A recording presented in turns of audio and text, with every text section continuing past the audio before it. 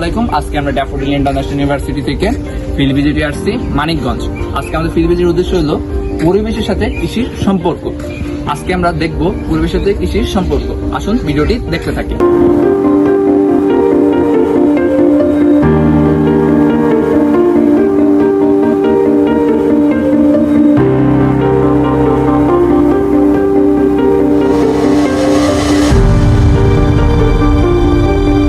আমরা যে আজকে এখানে আসলাম, আমরা এখানে আসার উদ্দেশ্যটা কি আসলে?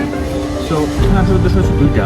একটা হচ্ছে যে নর্মালি আমরা এখন দেখতেছি রিসেন্টলি যে স্টুডেন্টরা প্রচণ্ড পরিমাণে অ্যাসাইনমেন্টের জন্য ChatGPT ডিপেন্ডেবল হয়ে যাচ্ছে এবং এটা করতে গিয়ে ওনাদের যে ক্রিয়েটিভ ব্রেন পার্টটা ওটাকে কম ইউটিলাইজ করতেছে।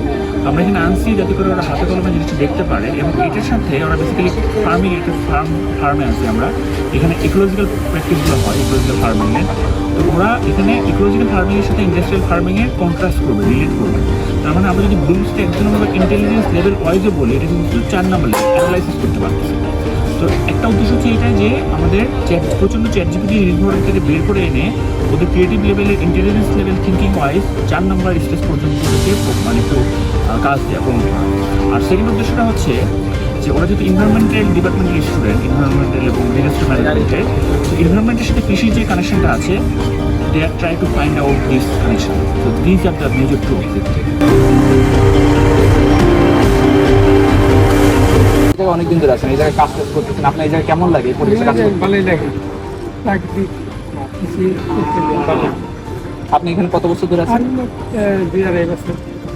এখানে আপনি কি কি কাজ করে থাকেন? এগুলো আমি গরু ছাগল হাঁস কবুতর আসলে এখন কবুতর নাই। শাকসবজি পাওয়া যায়, লাল শাক, পালং শাক, আপনার সবজি মেলা আছে।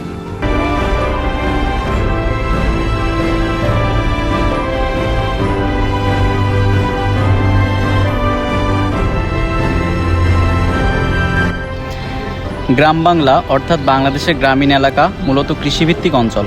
সেখানে কৃষি জীবনের মূল উৎস এবং অর্থনৈতিক মেরুদণ্ড হিসেবে কাজ করে।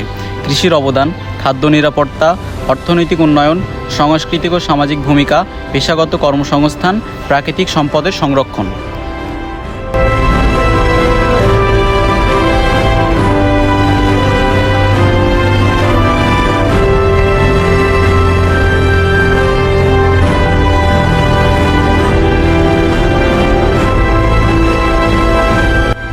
এই খামারের একটি গুরুত্বপূর্ণ অংশ হলো বিনিময় ঘর, যেখানে কৃষকেরা নিজেদের উৎপাদিত বীজ, চারা এবং বিভিন্ন কৃষিপণ্য একে অপরের সাথে বিনিময় করতে পারেন।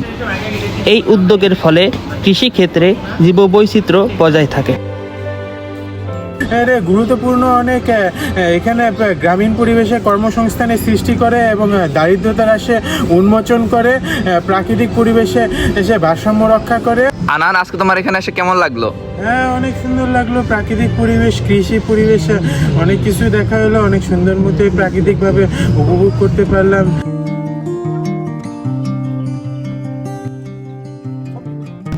সবচেয়ে বড় কথা হলো এই প্রাণ বৈচিত্র্য খামারে বিভিন্ন বিরল প্রজাতি এবং যেগুলো প্রায় বিলুপ্ত প্রায় বিভিন্ন প্রজাতির গাছ ও প্রাণী চাষাবাদ করা হয়, যেগুলো আমাদের পরিবেশের ভারসাম্য রক্ষায় গুরুত্বপূর্ণ ভূমিকা পালন করে এবং জলবায়ু পরিবর্তন মোকাবেলায়ও গুরুত্বপূর্ণ ভূমিকা পালন করে থাকে।